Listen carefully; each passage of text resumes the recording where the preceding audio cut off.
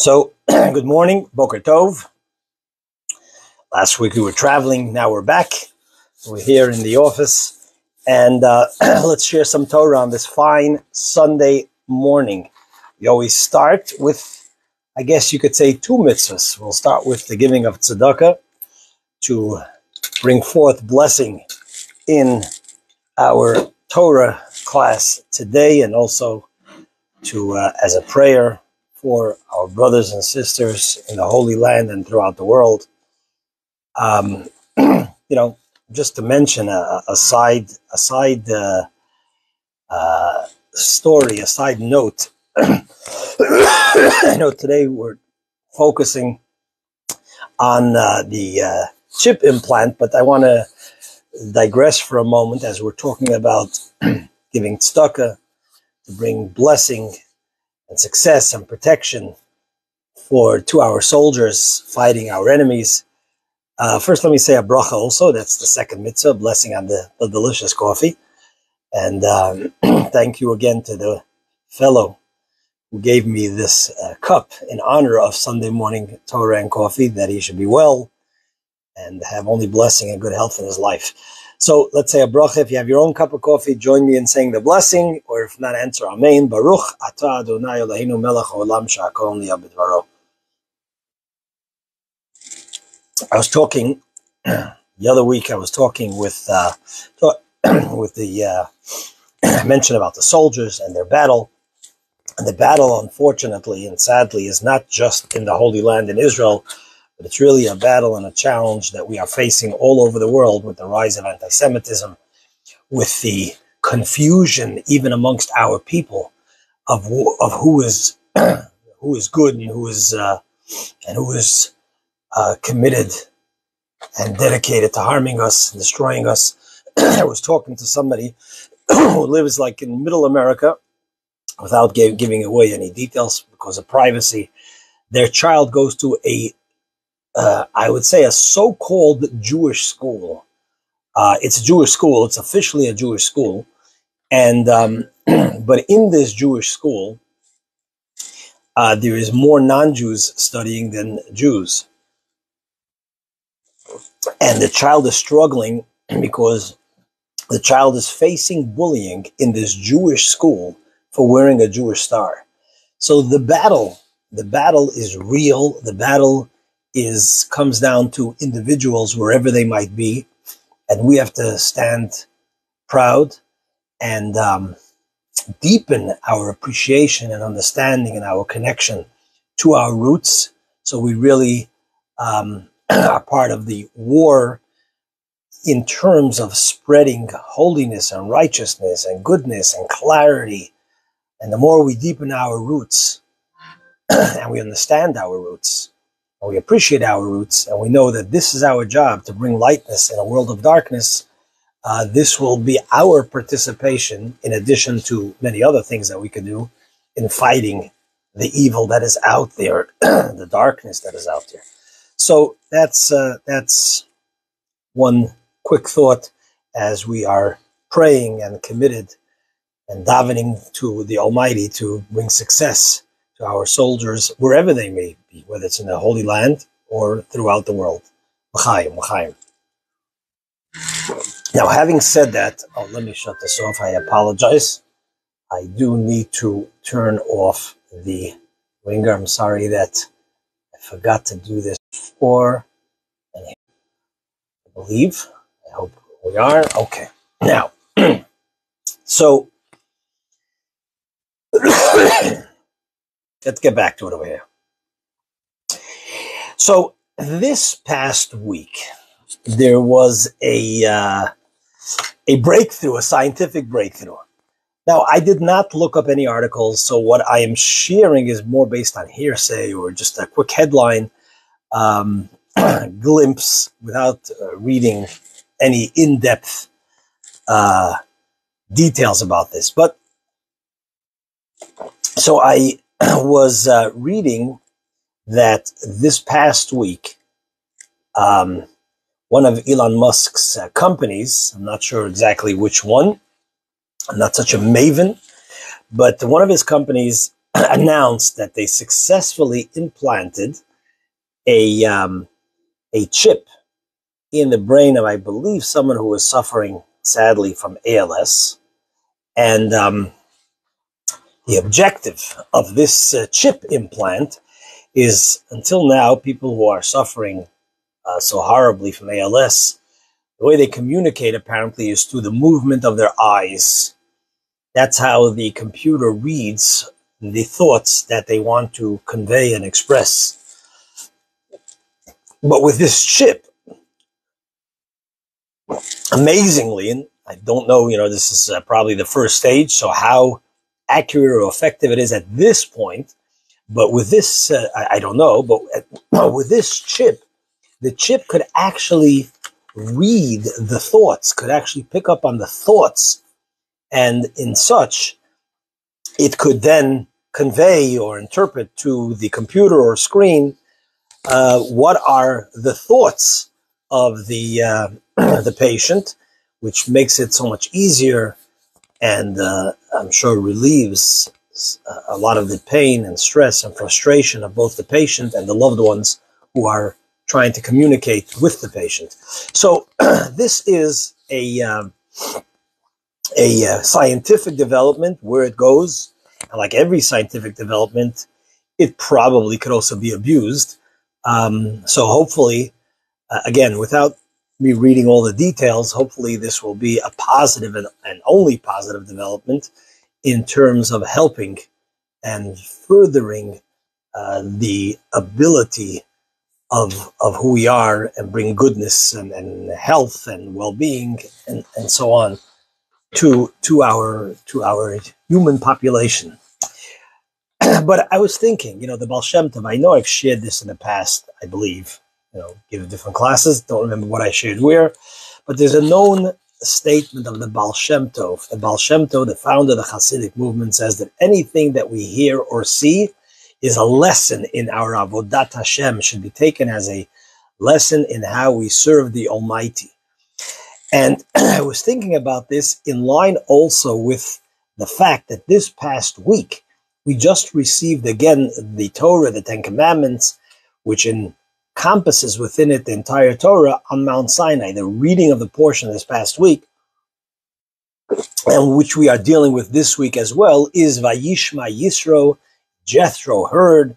And in the Torah portion that we read for the first time the giving of the Ten Commandments and all the preparations up to the giving of the Ten Commandments. And in that line, in that vein, I want to give some sort of mystical Torah insights into what we could learn, what's the lesson in our relationship or our improvement of our Avodat Hashem, service of God, service of Torah and mitzvahs, from this sort of chip implant. Now, as explained, or as I understood it, the chip implant sort of connects the thoughts of the individual with both speech, and then allows action to be put into place. Now, in the teachings of Hasidus and Kabbalah, Jewish mysticism, it tells us that God also, within the level sort of godliness, of where God sort of emanates his energy, we have the world of machshava, the world of intellect, and we have the world of speech and action. In this case, we will more focus on intellect versus action. Now, intellect is something that is for yourself, or thoughts is something that is for yourself. Your machshavot, your thoughts, is for yourself. If we or someone else could read all our thoughts, we'd be both blessed and in trouble, because there's certain things that are meant just for ourselves. It's not meant, if we have an impression of somebody based on judgment or whatever it is, if those thoughts were immediately detected by those around us, it wouldn't be healthy. It's not good. There's certain thoughts that come up. It's meant for us to process and then, act or interpret accordingly. On the other hand, thoughts are something which expresses more who we are as opposed to what we do. You could do something or act in a way which is contrary to what you understand and what you think and what you think should be done, or should not be done, and nevertheless you could force yourself and bring yourself to do something which is not aligned with your thoughts. Your thoughts, for the most part, and especially if you go to your intellect, is more a reflection of who you are as opposed to what you do. Although taking your thoughts or intellect and bringing it down into action gives expresses that the thoughts are real, in a sense that you're going to do something about it rather than just think it. So on the one hand, thoughts expresses more aligned with who you are. It's an expression, more a direct expression of your soul, whereas intellect is more, whereas action is more distant. Although there's a plus to action, with the fact is that you've actually brought it into action. It's not just something that's theoretical. And it also highlights that you are committed for real to those thoughts. So I hope that's clear. Now, Kabbalah tells us that in the process of creating the world, that Kabbalah, and again, Kabbalistic thought, Jewish mysticism often tells us that there's a concept, there's an expression that Kabbalah uses, B'tchila Allah b'machshava. It first came up into God's machshava, in God's world of thought. And then he went ahead and he spoke the world into creation. Breshit bara Elokim, and then it says, Vayomer Elokim, and God said, Yehi or, let there be light. In other words, when you tap into the godly thought, so to speak, that is, as said before, that's more an expression of a higher, loftier level, which is aligned, or which is more part of the direct expression of God's soul, so to speak. We use metaphors, whereas the action is more distant. But the whole point of creation is that these ideas don't just stay in the world of thought, in the higher, loftier level, but that they come down into what we might call the real world, into the world of action. In fact, the purpose of creation is so that we should, it should be communicated to us through the giving of the Torah. Through the giving of the Torah, God's thought, God's ideas, God's will should be communicated to us so that we bring those ideas into action.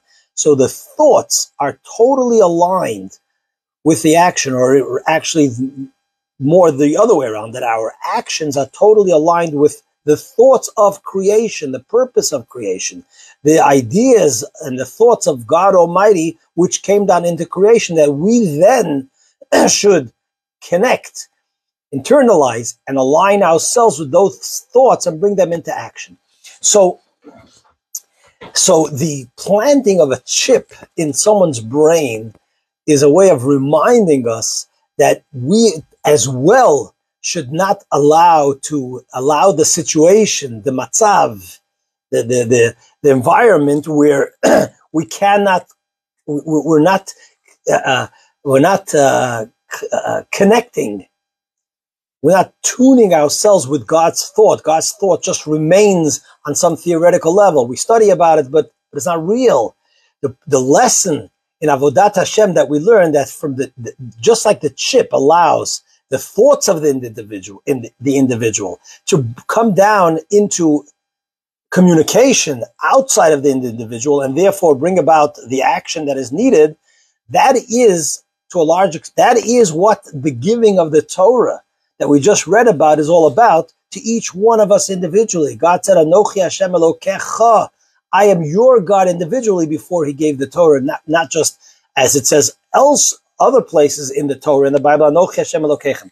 I mean, I want to express this with a thought and a parable, which I might have shared in the past, but nevertheless, now the reading of the Torah, let me share this again.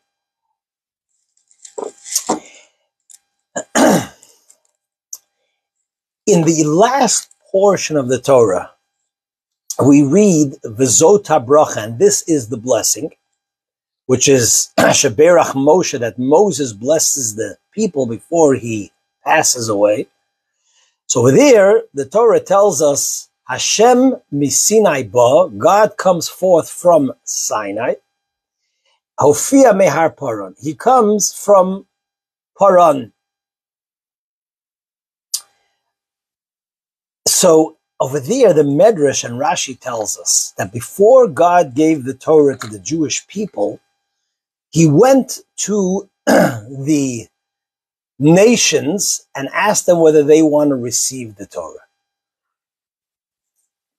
I'm not going to go into all the details here, but just what is relevant to our discussion today.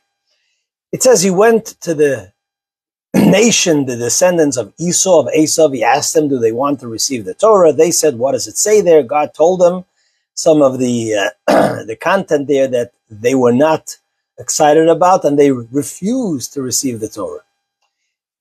He then went to the Bnei Ishmael, to the children of Ishmael, the son of Abraham, and he told them, would you like to receive the Torah? And he told them what was relevant for them to implement into their life and what was a challenge to their way of thinking, etc., and behavior, and they refused. And then God comes to the Jewish people and he says to them, do you want to receive the Torah? And they respond and they said, Kol, whatever God says, na'aseh v'nishma, the very famous response, we will do and we will listen. Meaning, we are ready to be totally obedient, and then we will listen, meaning then we will try to understand. So, God went ahead and he gave them the Torah. So the question over here that's asked by commentaries, what was the purpose of this? Doesn't God know that the children of Esav and children of Ishmael were not ready to receive the Torah? The Torah was meant to be given to the Jewish people, and through that, to the entire universe. So, so through them, through the Jewish people, to be a light unto the nations and give the Torah and share the Torah and its beauty and its message and its ethical and values conduct to the entire world. So why is he even going to the children of Esav and the children of Ishmael? And here the Rebbe, Rabbi Menachem Mendel Schneerson, gives us a very, very beautiful insight. And he says, when God goes to the nations of the world and he says, would you want to receive the Torah? It's not just for informational reasons or PR reasons to say, look, I offered it to you. You said no. Don't complain about the children of Israel. That's not the purpose. And besides, when God takes an action, it's not in vain. Understanding the story or the medrash on the simple level means that God made an attempt, they refused, and life goes on. No, nothing that God does is in vain. And essentially what it means is that by the very fact that God goes to the nations, although they said no, the fact that God goes to them and offers them the Torah is already laying the groundwork, and it's a penetration into the nations that are mentioned over there in the Medrash, whether it's the children of Esau and the children of Ishmael, that even though at the time they were in opposition and not ready to receive the Torah in its entirety as it's meant to be received for them, as there is obviously the Torah that God was offering to them was what they need to take from the Torah, is because at that point the penetration and the yes that will ultimately be realized, as the prophet tells us, with the coming of Mashiach, with the coming of Messiah, where the world will achieve the end result or the goal or the tachlit,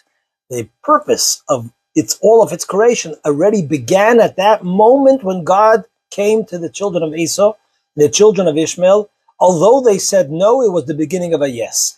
To give a Brooklyn analogy, as I am a Brooklyn boy, as I'm sure most of you know.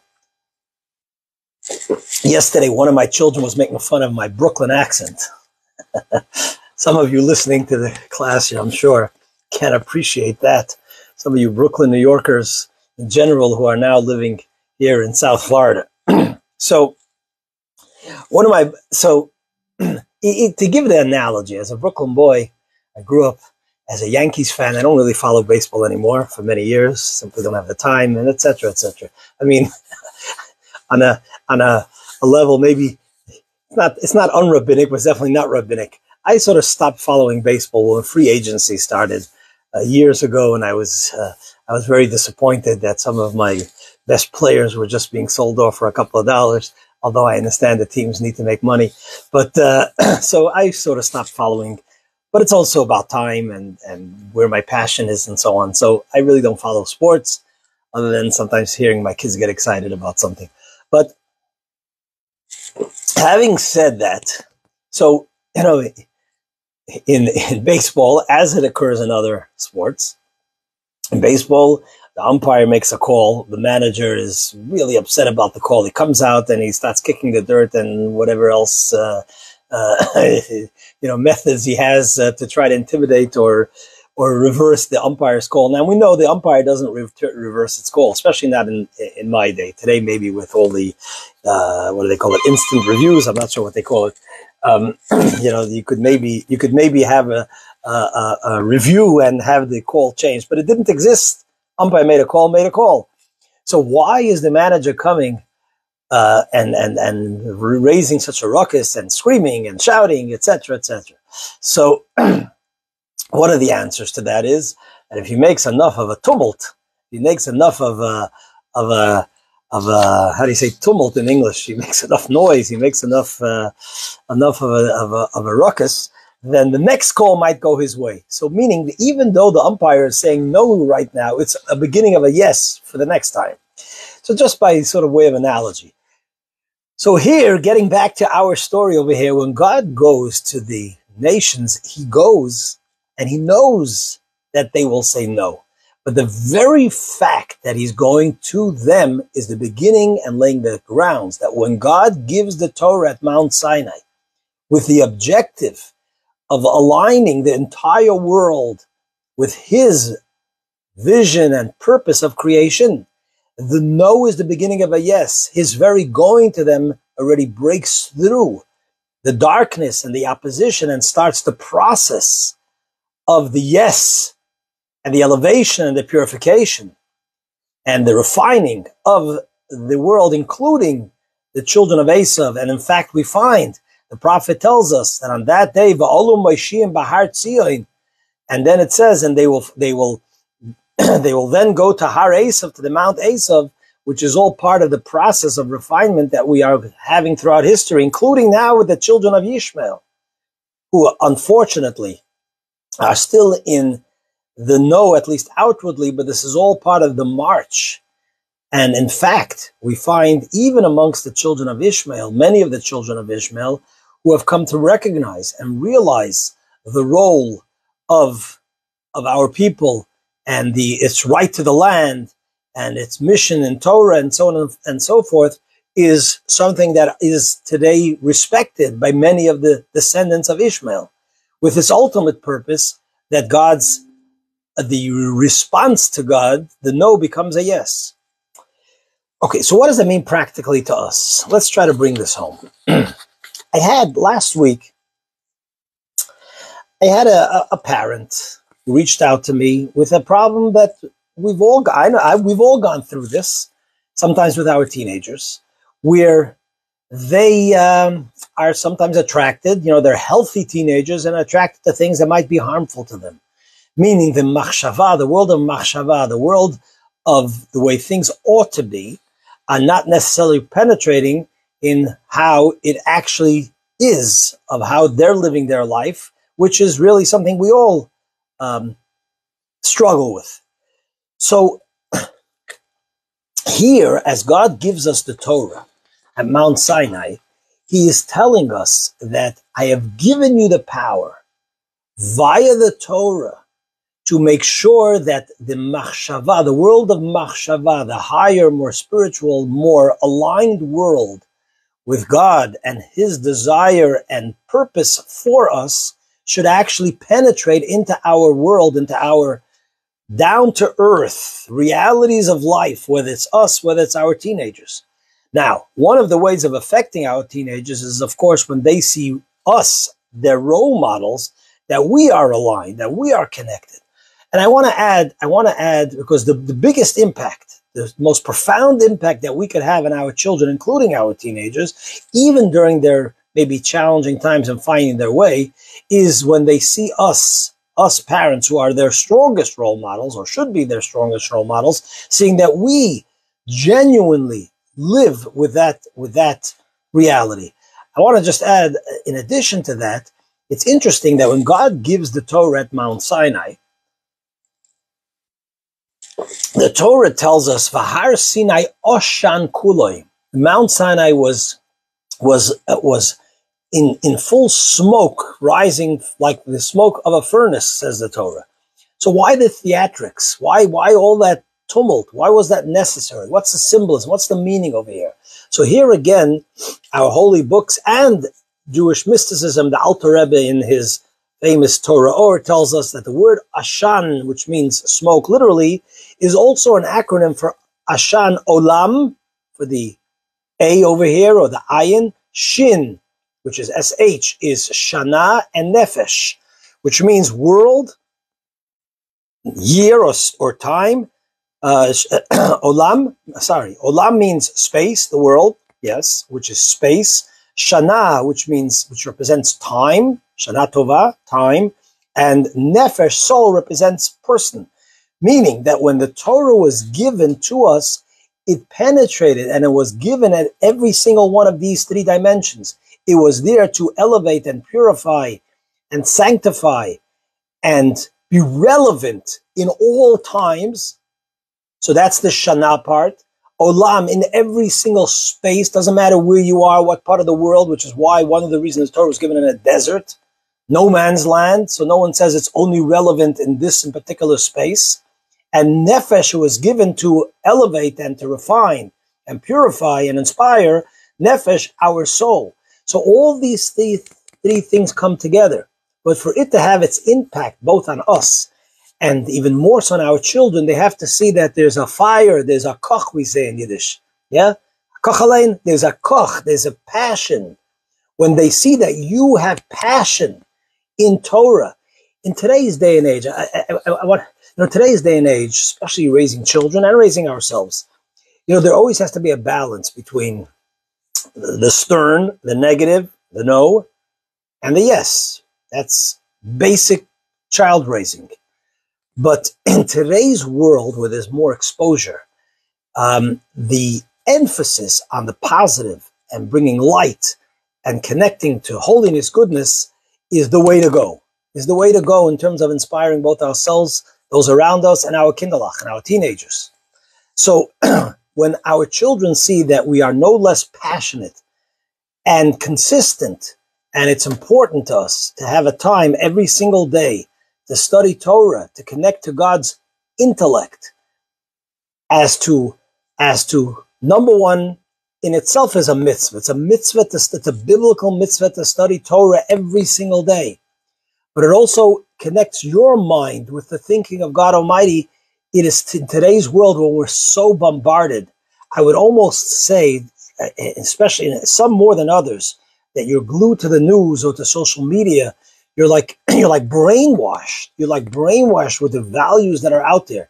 Yes, we are brainwashed. It's something that we don't want to acknowledge, but we become brainwashed by what brainwashed means, meaning that there's nothing else that could enter. We are so obsessed with a given way, be it politically, be it attitude, whatever it might be.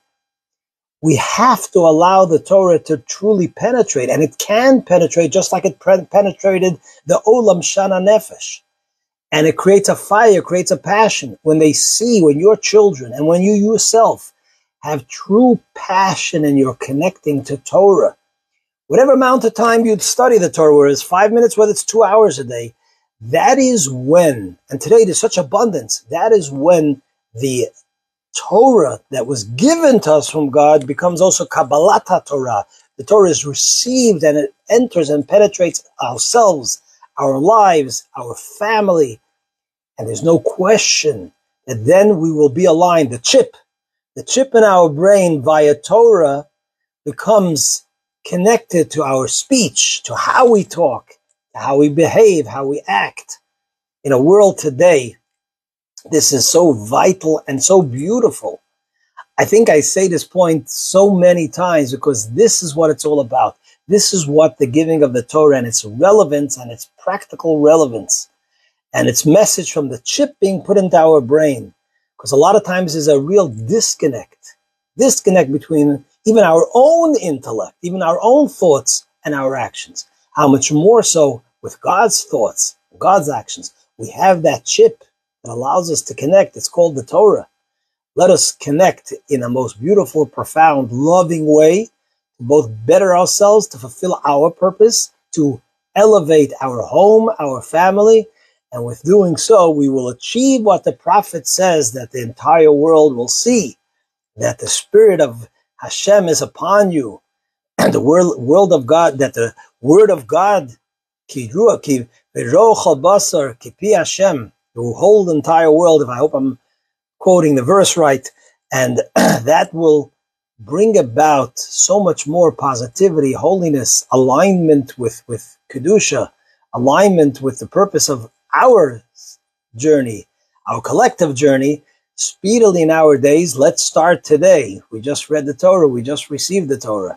This is the beauty and the power of reading and learning from the Torah continuously, especially when it comes to Shabbat, and you're able to disconnect from your phone, from distractions, and spend time connecting to all this positivity and holiness. So thank you for listening. Have a wonderful, blessed week. And please share these words of Torah. Have a great day.